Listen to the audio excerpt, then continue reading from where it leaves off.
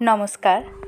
ঠাকুরমা স্বামীজির সকল ভক্তকে জানাই শ্রীরামকৃষ্ণ কথামৃত পাঠে সুস্বাগতম। আজ আমরা শ্রী শ্রীরামকৃষ্ণ কথামৃতের তৃতীয় খণ্ডের নির্বাচনে কিছু অংশ পড়ব। তব কথামৃতম তপ্ত জীবনম কবিভিরীরিতম কলমশাপহম শ্রবণমঙ্গলম শ্রীমদাততম ভুবি গিনন্তি যে ভূহৃদা জনাঃ। ঠাকুর শ্রীরামকৃষ্ণ কালী মন্দিরে সেই পূর্ব পরিচিত ঘরে ছোট্ট খাটটিতে বসিয়া গান শুনিতেছেন। ব্রাহ্ম সমাজের শ্রীযুক্ত ত্রৈলোক্য সান্যাল গান করিতেছেন। আজ রবিবার 20শে ফাল্গুন, শুক্লা পঞ্চমী তিথি, 1290 সাল। ইংরাজির 2রা মার্চ 1884 খ্রিস্টাব্দ। মেঝেতে ভক্তরা সব বসিয়া আছেন ও গান শুনিতেছেন। নরেন্দ্র, সুরেন্দ্র মিত্র, মাস্টার, ত্রৈলোক্য প্রভৃতি অনেকে বসিয়া আছেন। শ্রীযুক্ত নরেন্দ্রর পিতা বড় আদালতে উকিল ছিলেন। তাহার পরলোক প্রাপ্তি হওয়াতে পরিবারবর্গ বড়ই কষ্টে পড়িয়াছেন। এমনকি মাঝে মাঝে খাইবার কিছু থাকে না। নরেন্দ্র এই সকল ভাবনায় অতি কষ্টে আছেন। ভগবান শ্রী রামকৃষ্ণ ত্রৈলোক্য ও অন্যান্য ভক্তদের প্রতি বলছেন, হরি সেব্য, হরি সেবক। এই ভাবটি পূর্ণ জ্ঞানের লক্ষণ।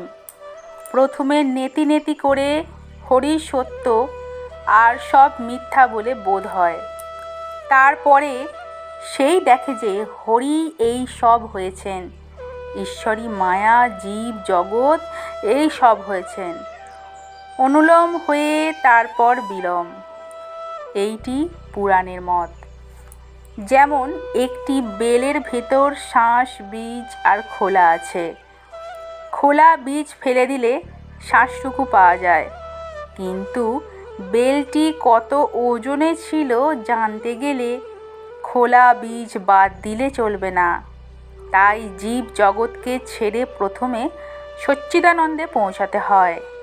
তারপর সচ্চিদানন্দকে লাভ করে দেখে যে তিনি এই সব জীব জগৎ হয়েছেন। শ্বাস যে বস্তুর, বীজ ও খোলা সেই বস্তু থেকেই হয়েছে। যেমন ঘোলেরই মাখন, মাখনেরই ঘোল। তবে কেউ বলতে পারে, সচ্চিদানন্দ এত শক্ত হলো কেমন করে? এই জগৎ টিপলে খুব কঠিন বোধ হয়। তার উত্তর এই যে শনি তো শুক্র এত তরল জিনিস, কিন্তু তাই থেকে এত বড় জীব মানুষ তৈয়ারি হচ্ছে। তাহতে সবই হতে পারে। একবার অখণ্ড সচ্চিদানন্দে পৌঁছে তারপর নেমে এসে এই সব দেখা। তিনি সব হয়েছেন। সংসারে কিছুই তিনি ছাড়া নয়। গুরুর কাছে বেদ পড়ে রামচন্দ্রের বৈরাগ্য হলো। তিনি বললেন, সংসার যদি স্বপ্নবৎ তবে সংসার ত্যাগ করাই ভালো। দশরথের বড় ভয় হলো। তিনি রামকে বুঝাতে গুরু বশিষ্ঠকে পাঠিয়ে দিলেন। বশিষ্ঠ বললেন, রাম, তুমি সংসার ত্যাগ করবে কেন বলছো? তুমি আমায় বুঝিয়ে দাও যে সংসার ঈশ্বর ছাড়া। যদি তুমি বুঝিয়ে দিতে পারো ঈশ্বর থেকে সংসার হয় নাই, তাহলে তুমি ত্যাগ করতে পারো। রাম তখন চুপ করে রহিলেন, কোনো উত্তর দিতে পারলেন না। সব তত্ত্ব শেষে আকাশ তত্ত্বে লয় হয়। আবার সৃষ্টির সময় আকাশ তত্ত্ব থেকে মহত্তত্ত্ব, মহত্তত্ত্ব থেকে অহংকার, এই সব ক্রমে ক্রমে সৃষ্টি হয়েছে। অনুলোম বিলোম। ভক্ত সবই লয়।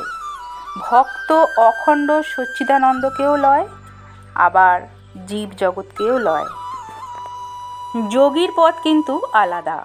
সে পরমাত্মাতে পৌঁছে আর ফেরে না, সেই পরমাত্মার সঙ্গেই যোগ হয়ে যায়। একটুর ভিতরে যে ঈশ্বরকে দেখে তার নাম খণ্ডজ্ঞানী। সে মনে করে যে তার ওদিকে আর ঈশ্বর নাই। ভক্ত তিন শ্রেণীর। অধম ভক্ত বলে ওই ঈশ্বর অর্থাৎ আকাশের দিকে দেখিয়ে দেয়। মধ্যম ভক্ত বলে যে তিনি হৃদয়ের মধ্যে অন্তর্যামিনী রূপে আছেন। আর উত্তম ভক্ত বলে যে তিনি সব হয়েছেন, যা কিছু দেখছি সবই তার এক একটি রূপ।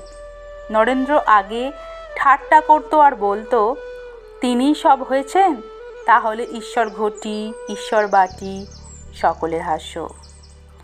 তাকে কিন্তু দর্শন করলে সব সংশয় চলে যায়।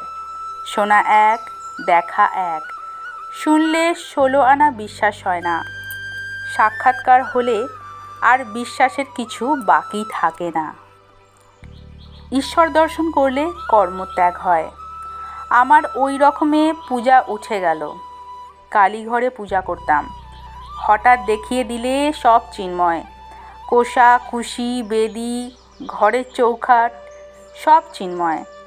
মানুষ, জীব, জন্তু সব চিন্ময়। তখন উন্মত্তের ন্যায় চতুর্দিকে পুষ্প বর্ষণ করতে লাগলাম। যা দেখি তাই পূজা করি।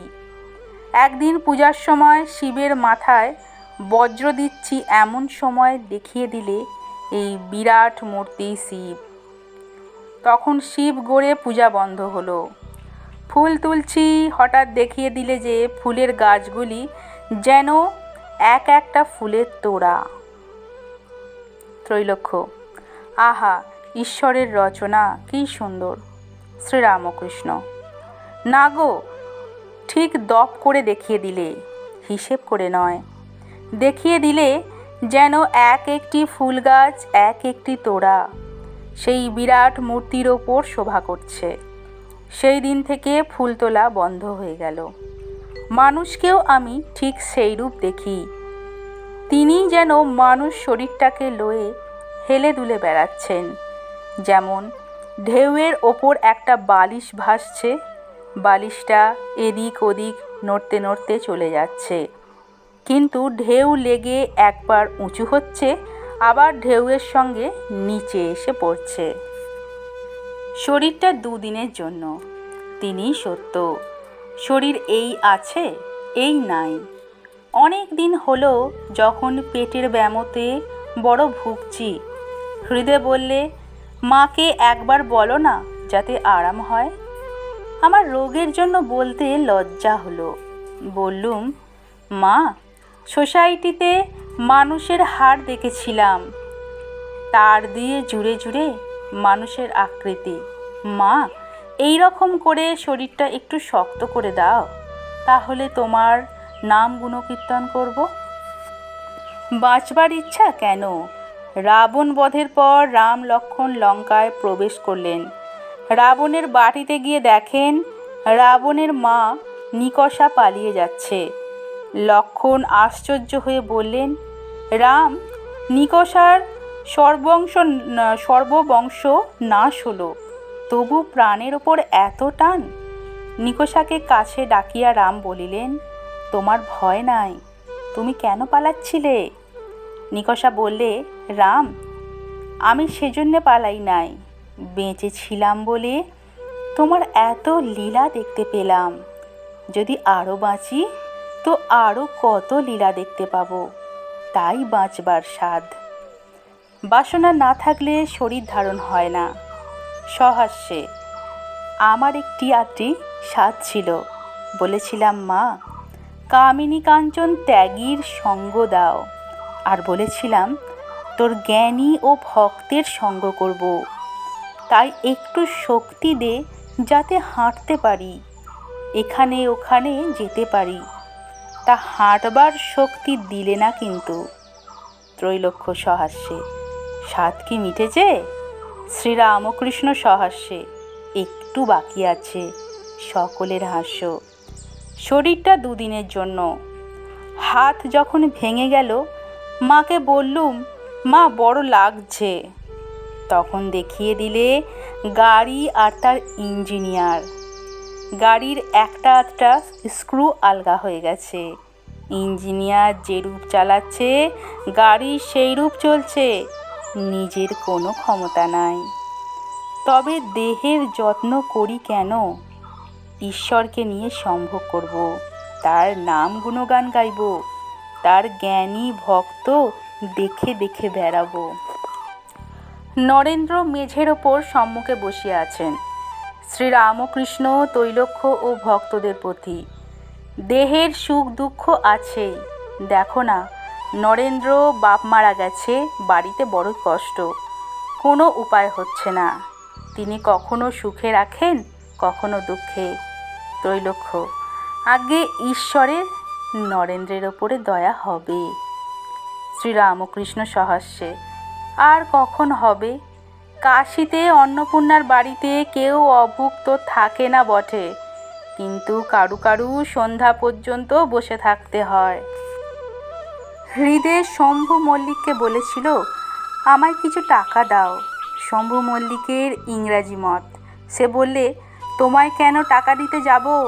তুমি খেতে পারো, তুমি যা হোক কিছু রোজগার করছো। তবে খুব গরিব হয় সে এক কথা, কি কানা খোঁড়া পঙ্গু, এদের দিলে কাজ হয়। তখন হৃদে বলল, মহাশয় আপনি উঠি বলবেন না, আমার টাকায় কাজ নেই। ঈশ্বর করুন যেন আমায় কানা খোঁড়া অতি দারিদ্র্যের এসব না হতে হয়। আপনারও দিয়ে কাজ নেই, আমারও নিয়ে কাজ নেই। নমস্কার। আজকের কথামৃত পাঠ আমরা এখানেই সমাপ্ত করলাম। ঠাকুর মা স্বামীজির কৃপায় আপনারা সকলে ভালো থাকুন, সুস্থ থাকুন ও আনন্দে থাকুন। জয় রামকৃষ্ণ।